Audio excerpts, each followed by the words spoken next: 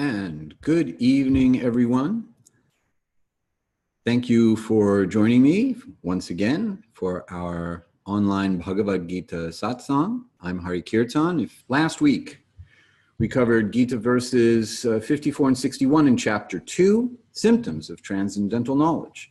We spoke about turning the senses inward, pratyahara, and we will continue a little bit with that idea this evening, controlling the mind and senses and acquiring a higher taste for spiritual experience that overrides our current inclination for material experience. So the verses we're going to cover this evening continue along the same lines of that idea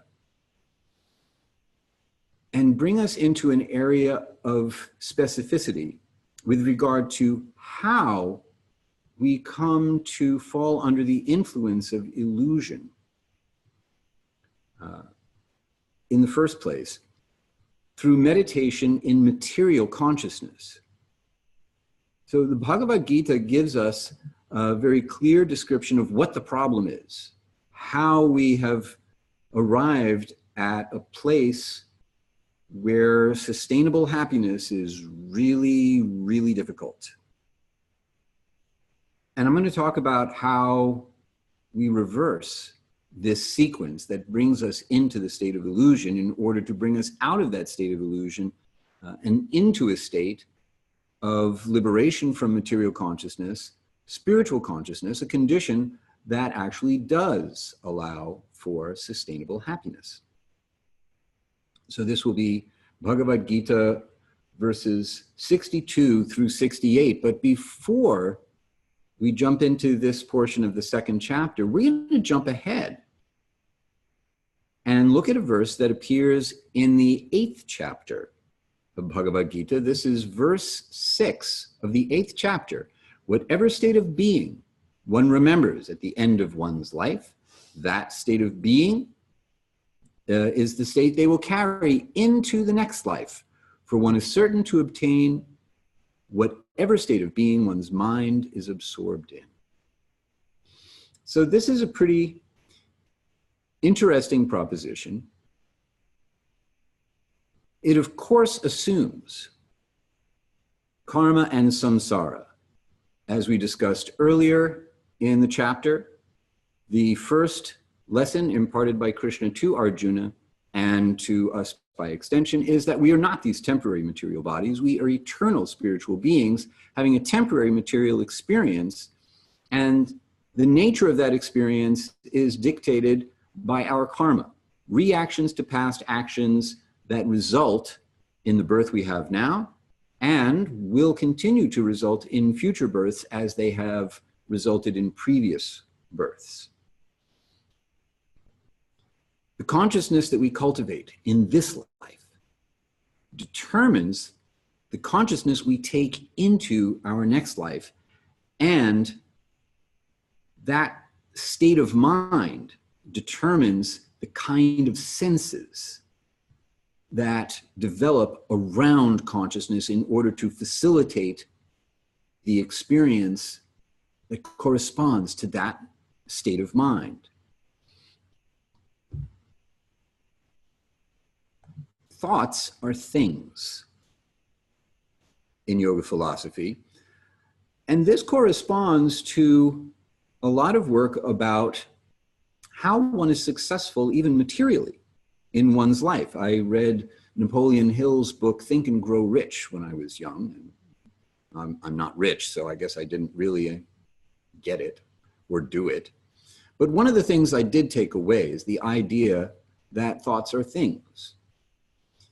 And in a language that's different from that which we find in the wisdom texts of yoga, in a more modern parlance, this idea shows up of impressions on the mind called samskaras that are caused by thoughts, and the repetition of a thought in a particular way creates a deeper impression or samskara on the mind that develops into an attachment or an aversion, depending on the nature of the thought. And as we dwell on these thoughts, we go where our thoughts take us and where our feelings take us. We go where our hearts take us. And that's true in this life. We become what we think. We move in the direction that our feelings take us in.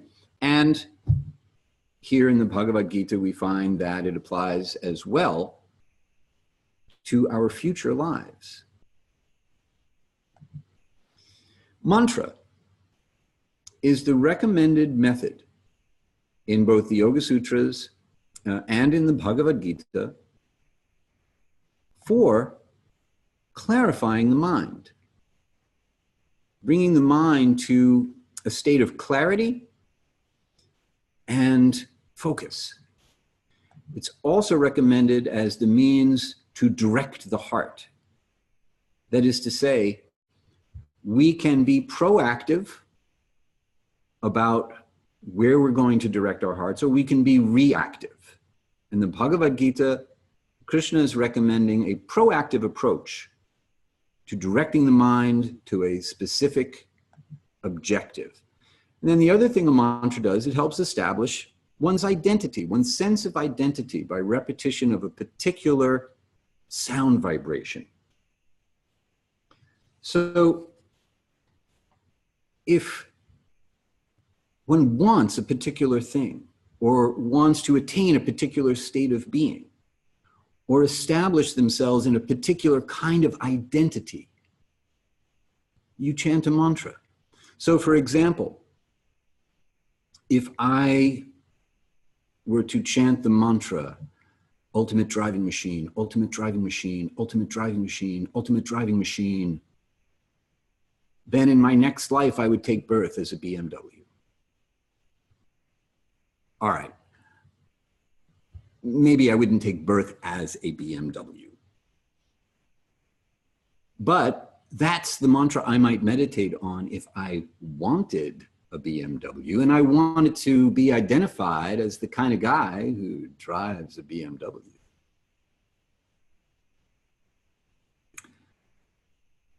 All right, I'm the kind of guy who drives a Prius. And I don't even actually want to know what the mantra for that is. It's just a vehicle meant to go from one place to another, take us from point A to point B. Now, the truth is we all have a vehicle, and it's called the subtle material body. The subtle material body is made up of the mind. I like this, I don't like that. The intelligence, this is a good thing, that is a bad thing. And the ego, I'm the kind of person who likes this and thinks this is good, doesn't like that and thinks that's bad.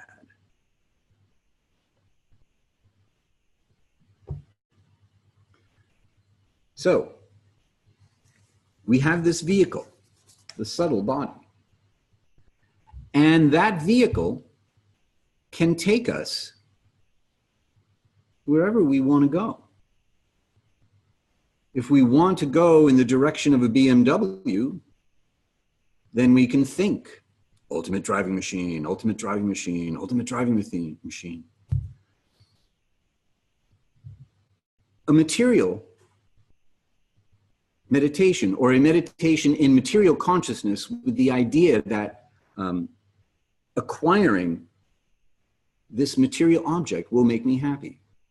If, on the other hand, we have a different conception of where we want to go, if, on the other hand, we want to have a spiritual experience and to cultivate a sense of spiritual identity, then we're going to have to think differently. Think differently. It's think differently. Okay. Let's think differently about thoughts for a moment. Neela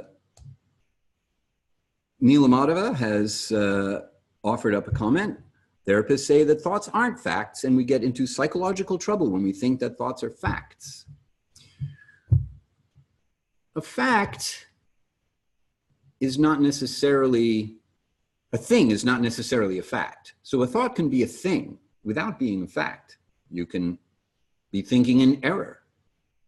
Your perception may not be correct, and therefore how you think about something may not be correct, or what you're thinking may not be correct.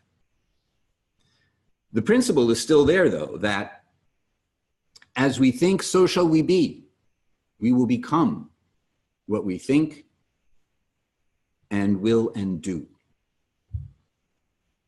Which brings us to this evening's set of verses. We're going to focus first on verses 62 and 63 of chapter 2, and we're going to chant verse 62. So in all of our webinars, we have some call and response chanting. So I will chant and then give you a moment to chant the verse back. Here we go.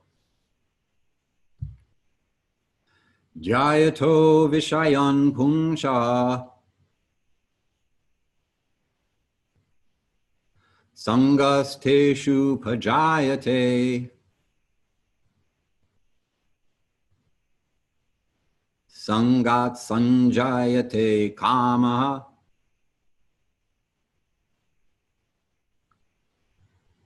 Kamat Krodho Vijayate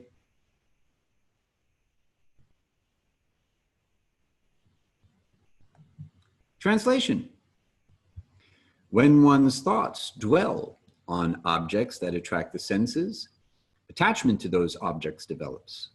From attachment to such sense objects, the desire to satisfy the senses is born. And from the desire to satisfy the senses, anger arises. We're going to circle back to this verse and the rest of the verses in this cluster and get into a little detail where we'll discuss why is it that anger should arise in this sequence. But first, bonus, we usually only chant one Sanskrit verse. Tonight, we get two. So here we go. Here's our second verse. I chant, you chant back. Krodhad bhavati sammoha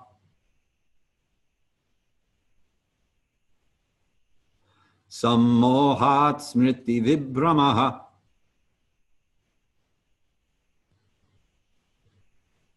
smriti bhramshad buddhi nasho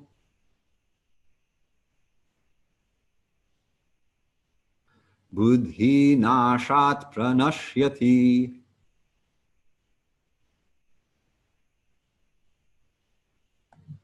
So this verse finishes off the sequence. Anger gives rise to bewilderment, and with bewilderment comes a loss of memory. When one's memory is lost, the power of discernment is lost with it. As the power of discernment recedes, the self vanishes from view.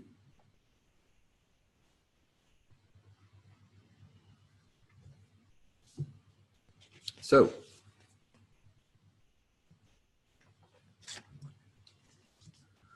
we'll continue with the rest of the verses and then come back to these verses and get into a little more detail. So, verses 64 through 68. But those who remain free from attractions and aversions, exercising self-control, even as the senses engage with their objects, attains the grace of the Lord. The miseries of material existence cease for a recipient of such grace, and with a clear mind, their power of discernment is firmly established. Such transcendental intelligence is unattainable without the discipline of yoga. For without the discipline of yoga, one cannot attain a state of meditation. Inner peace is only achieved through meditation. How can one be happy without such inner peace? Should the mind yield to even one of the senses as they roam towards their objects, one's intelligence will be carried away, just as a strong gust of wind carries a boat across the water.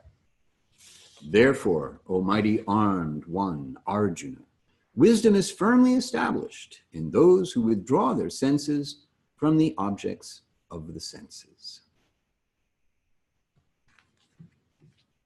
Okay.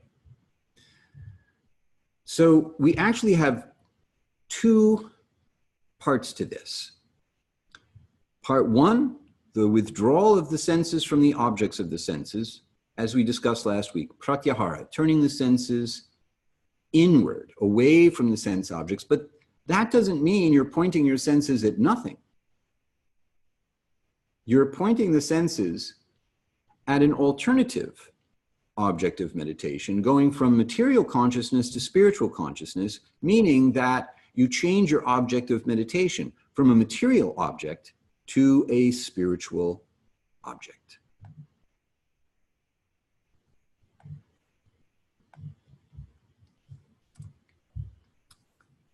Now, back to our first verse of the evening from this section.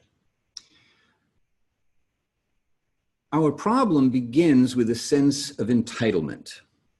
So remember, the verse begins with, when one's thoughts dwell on objects that attract the senses, attachment to those objects develops. So we have a sense of entitlement. We think that we are entitled to have what we desire. We don't bother to ask the question, well, whose world is it anyway? Whose stuff is this that I desire? If you watch your friend's dog while they're away, you don't assume that you are now the owner of the dog. You're the caretaker of the dog. It doesn't belong to you.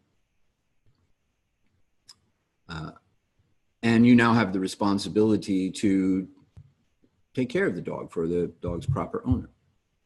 So we don't assume that we're entitled to ownership of the dog, but we don't apply that same reasoning to the rest of the world.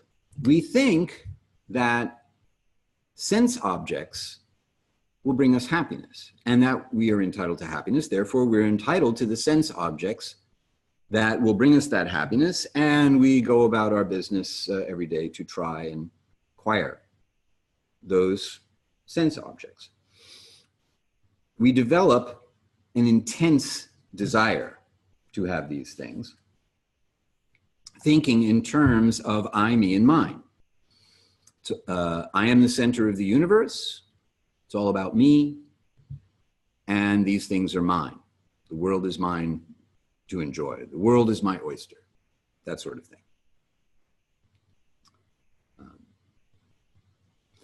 And that desire can intensify to the point of becoming lust. Not just in the sense of sexual desire, but in the sense of wanting something so much you'll do anything to get it. That becomes the overriding priority. And there's a problem with that, and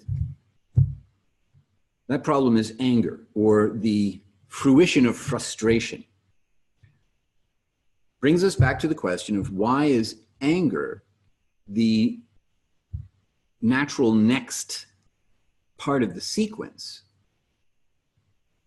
associated with the development of an intense desire to acquire some material thing or material situation? Well, for starters, you don't have it. It's why you want it, because you don't have it.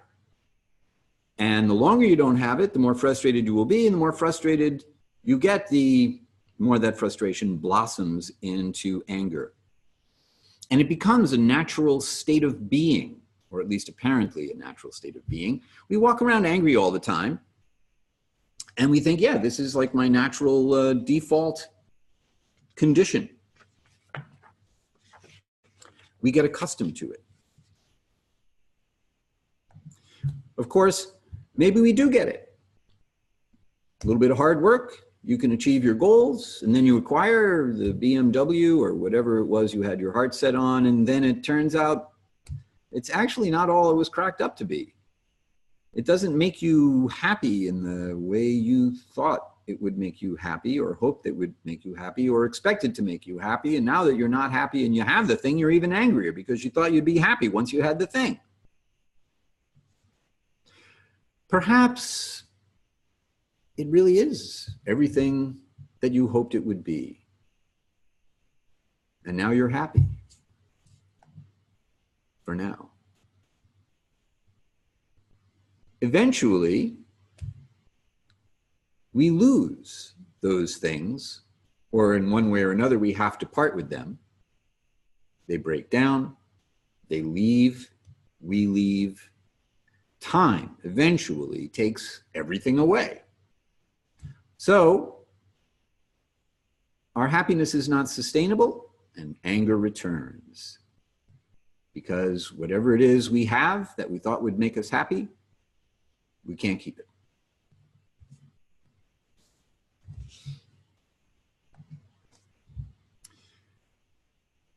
Last week we spoke about the difference between being angry, which is to say being controlled by anger, and manifesting anger for a constructive purpose. And I can share something with you from my personal experience. I went to see an Ayurvedic doctor just a little while ago, and she explained to me a little bit about my constitution, which apparently is all air and fire. I'm a fire-breathing dragon, as if the world needs more of those. And not too long ago, I thought I was manifesting anger, righteous anger, for a perfectly justifiable reason. And maybe to some degree I was. But I think to some degree I was also kidding myself. I was actually angry. And the only way I could see that was in hindsight. The problem with being an illusion is that you don't know you're in illusion when you're in illusion.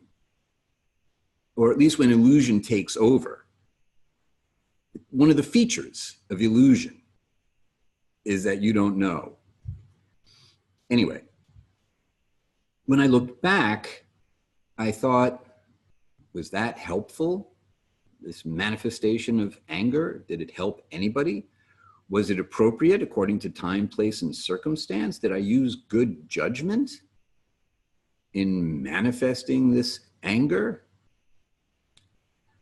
Unfortunately, the answer was no on all counts. And I realized, I was not manifesting anger as much as I thought I was. I was actually being controlled by my anger. And as a result, I fell out of touch with reality. I didn't really have a good sense of my circumstances, the people I was talking to, all of that stuff. So when we lose touch with reality, we know we're being controlled by anger. And one of the phrases we use to describe someone who is super, super angry is that they've lost it. What did they lose? Well, we lose our sense of reality. We lose touch with reality when we get super, super angry.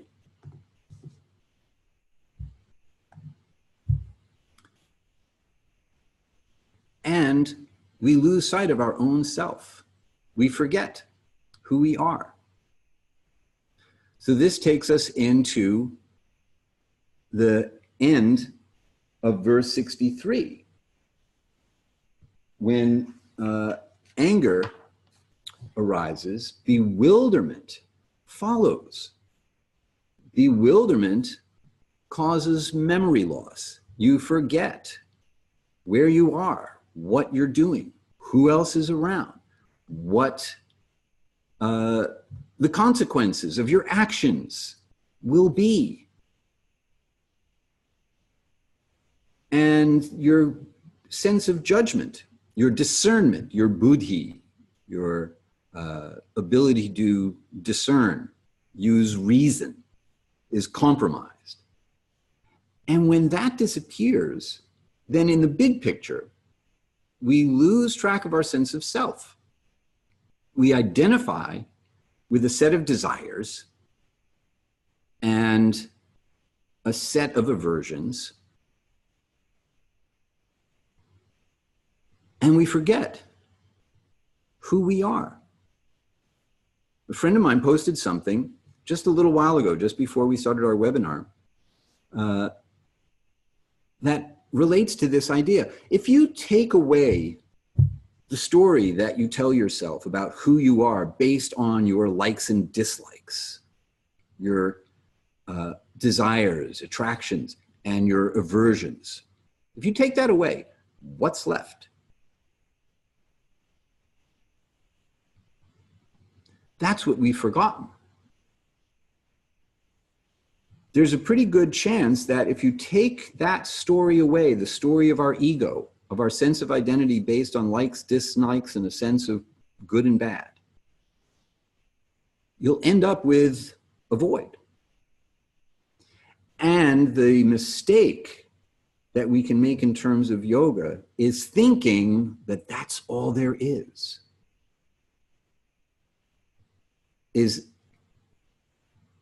a negation of the material, and that spirituality ultimately means a void.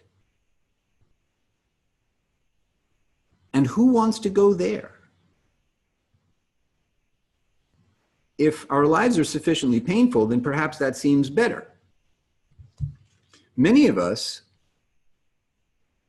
would prefer to have our existence confirmed as a spiritual reality, as opposed to a spiritual nullity.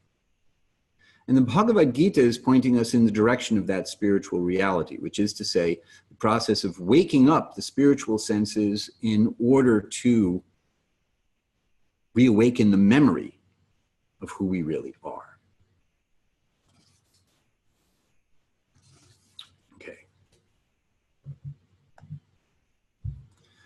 So let's reverse the sequence.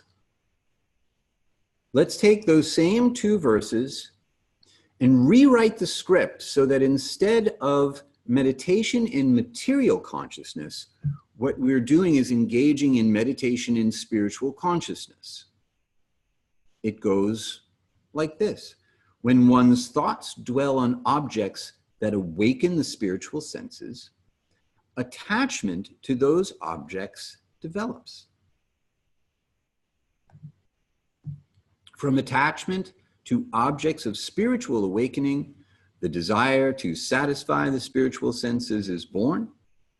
And from the desire to satisfy the spiritual senses, tranquility arises. Just the opposite of anger. Tranquility gives rise to clarity as opposed to bewilderment. And with clarity comes the awakening of memory as opposed to forgetfulness. When one's memory is revived, the power of discernment is recovered. And with it, as the power of discernment returns, perception of the self is restored.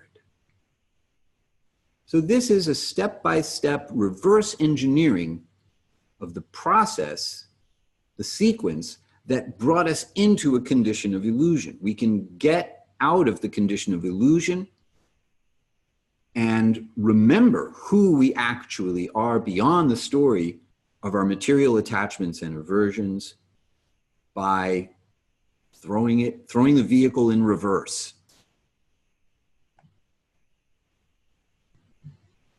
All right. Any questions up to this point? Please go ahead, and Neela Madhava, thank you very much for your comment. If you have any questions about anything that we've covered in this first 30 minutes or so, please go ahead and type those questions in. I will look for them. And I will use this opportunity to take a sip of water. Okay. So let's return to this idea of mantra. The word mantra is related directly to the mind, the vehicle.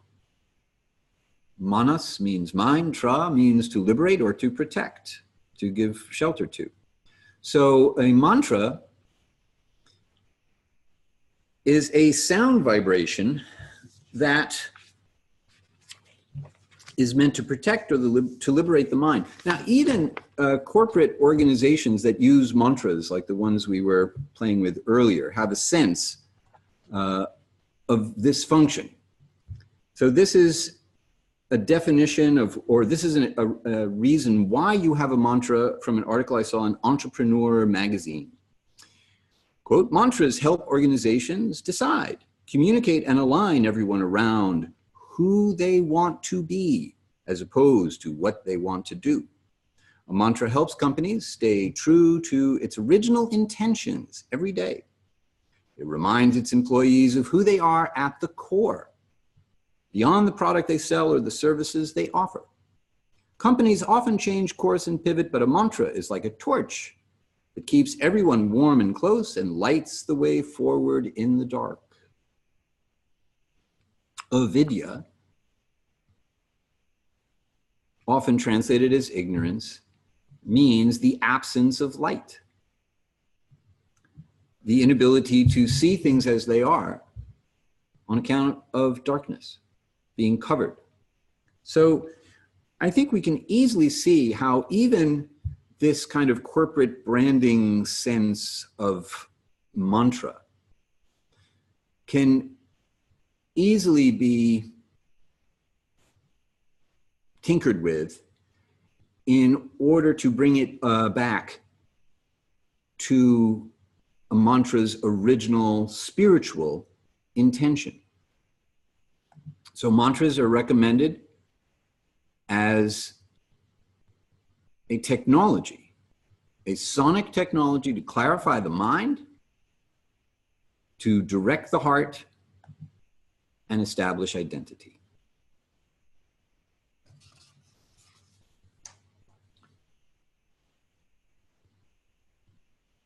Let's step back to last week's episode and take a look once again at the last verse in chapter 2 that we covered. This is chapter 2, text 61. One who retains complete control of the senses through self-discipline and whose consciousness remains linked to me is known to be one whose wisdom is firmly established. So here we have a sense of how our mantra should be oriented in order to fix the mind on a spiritual object of meditation, namely, whose consciousness remains linked to me. A mantra is a way to link consciousness to the highest truth, to the supreme person, in this case, Krishna, speaking about himself in the first person, me. Link your consciousness to me. So the mantra that I use in my personal practice is the Hari-Krishna mantra. I take Krishna at his word. I am studying his words, and if I were to accept what he's saying in a direct way, considering the meaning to be self-evident, then I chant the Hari-Krishna mantra. And in this way, I fix my mind on a spiritual object of meditation.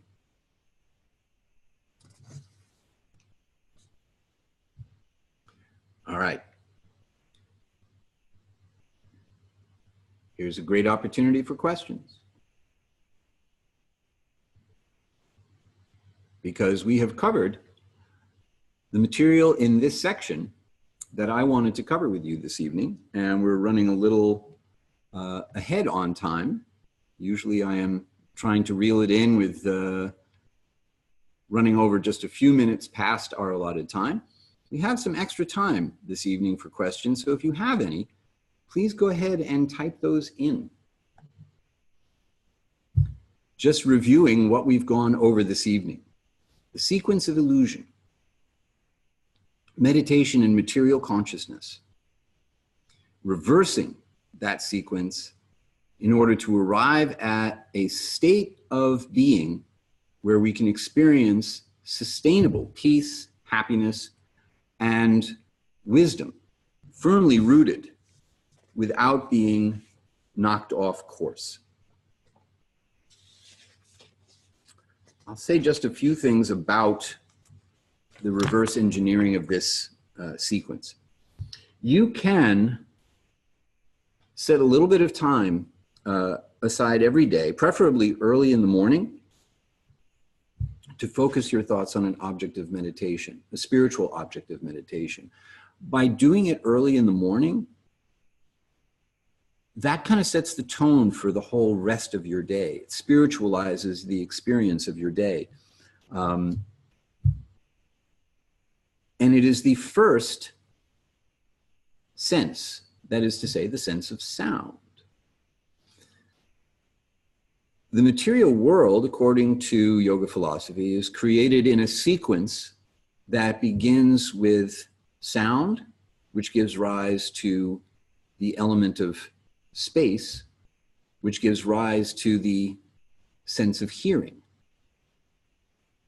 which then gives rise to the element of air. The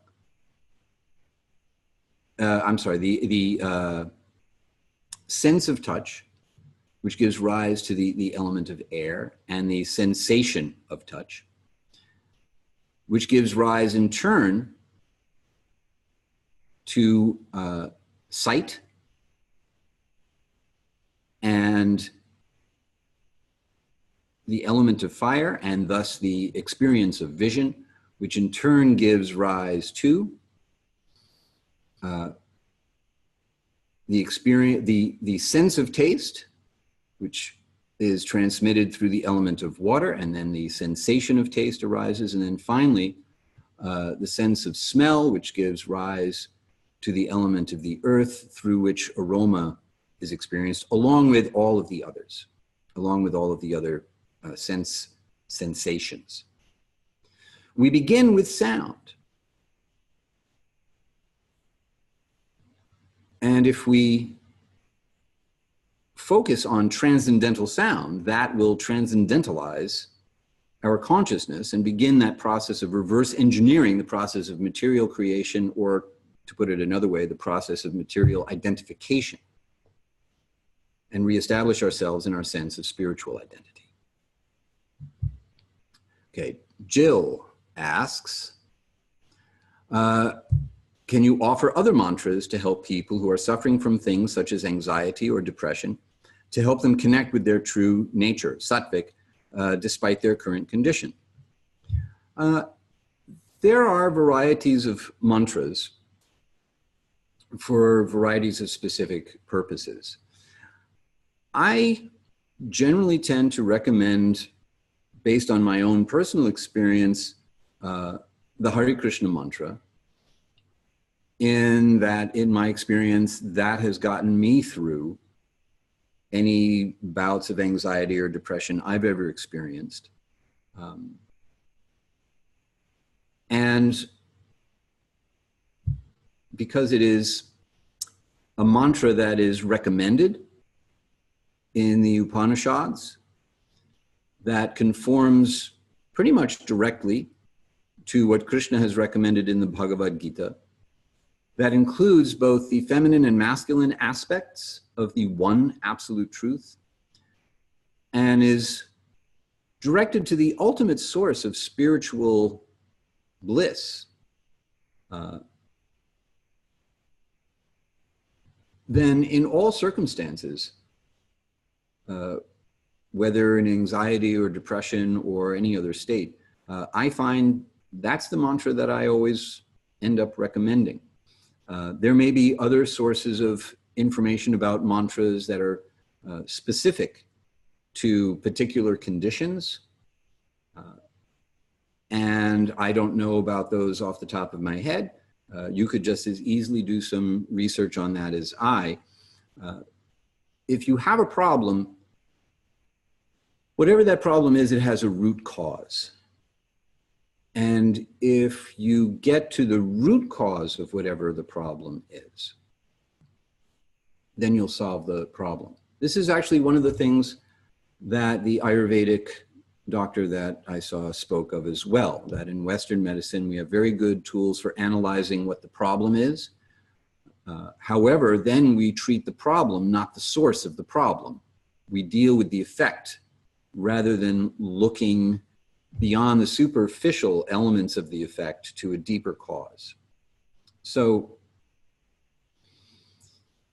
I am not a psychologist. I am not really qualified as a master of Upanishadic mantras or anything like that. So I can't give a specific prescription, but I can say that from the standpoint of getting to the root cause of all such problems, which is the misidentification of the self as the not self, then the Hari-Krishna mantra deals directly with that issue. And just as one waters the root of a tree in order to nourish the leaves out at the ends of the branches, by chanting this particular mantra, I think you're addressing the root cause of any other difficulty, or nourishing the core of our being such that anything that's wrong in the leaves or the branches will also be addressed. I hope that's a satisfactory answer. Anonymous, what do I mean by a spiritual object of meditation? Why not just clear your mind and focus on nothing? Because that's impossible. It is not possible to focus on nothing.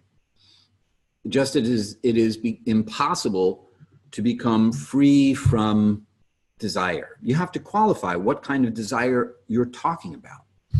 In this case, Krishna is speaking specifically about material desires. You contemplate the objects of the material senses, you develop a material desire, and you drive yourself crazy by the pursuit of happiness through the acquisition of these material objects that we think will make us happy. So we can just try not to think and try not to desire, and good luck with that. According to yoga philosophy, it is the nature of the living being to have desires. And the cessation of thought,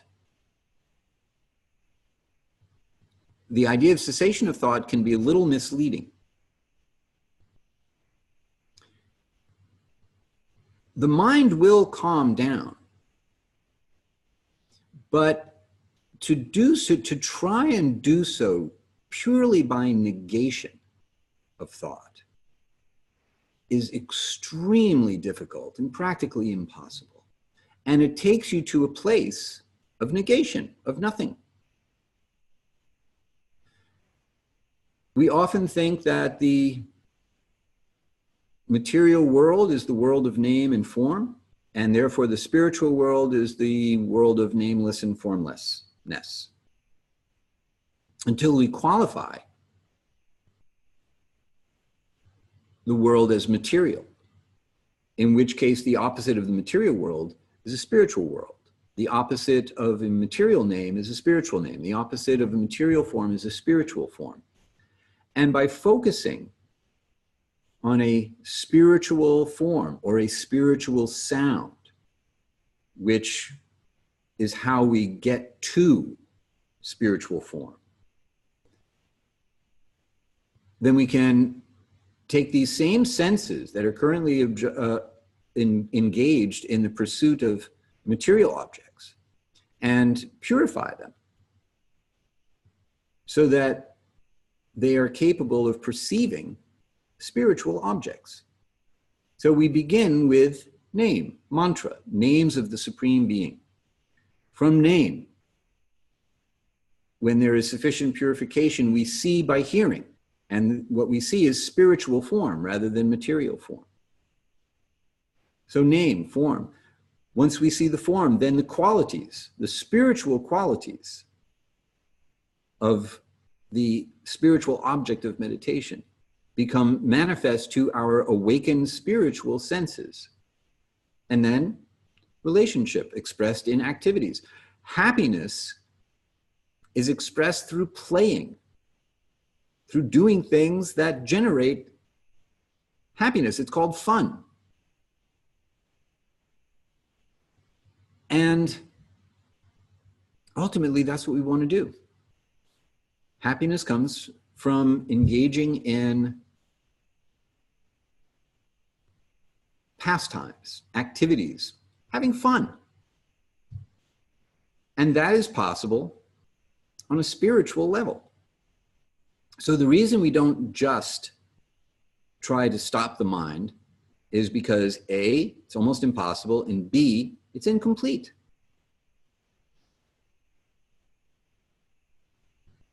I hope that answers your question satisfactorily. Okay, we have still a few more minutes. If anyone else has any other questions, Jill, I'm glad that was a satisfactory answer.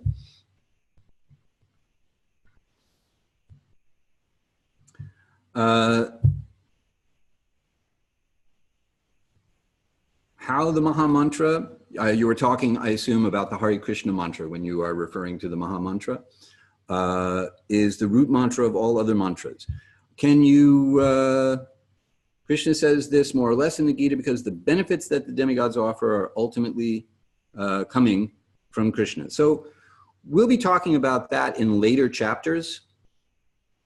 When we get to those chapters, we'll speak about this idea of demigods and how our good karma is tied into beings, basically aliens from other dimensions of the universe, who are in charge of different aspects of universal governance, including the functioning of our senses themselves.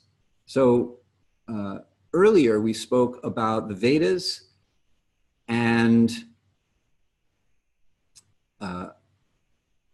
how Krishna encouraged Arjuna not to get caught up in the flowery language of the Vedas that's all about performing sacrifices in order to attain material happiness by benedictions of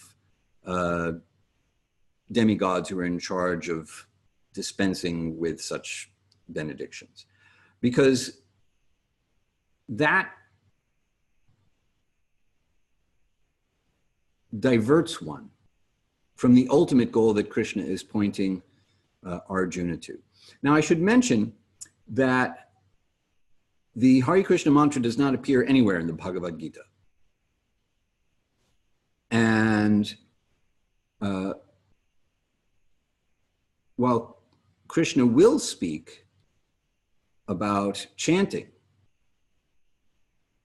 as a recommended process that is followed by those who are advanced on the path of yoga, this particular mantra does not appear here. It appears actually in the Kali Santarana Upanishad. I always forget who's who in this conversation, but Brahma and Narada are having a conversation. Brahma, we spoke about last week as no, not last week. I spoke to someone else last night. Brahma is understood in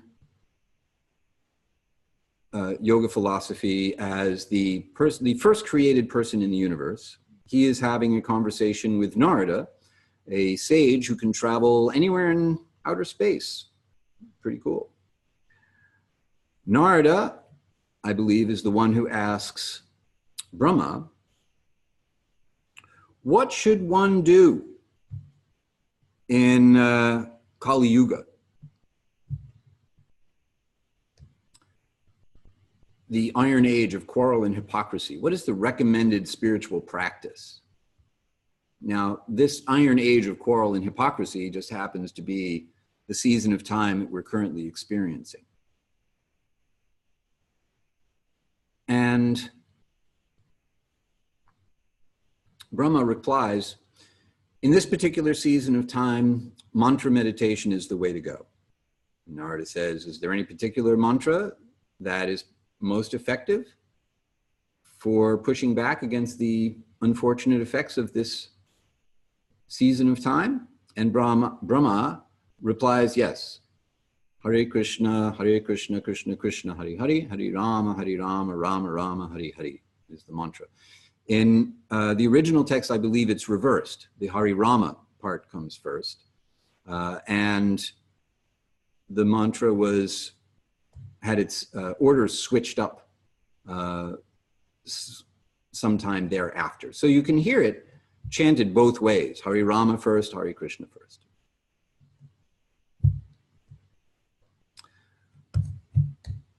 Okay. Any other questions?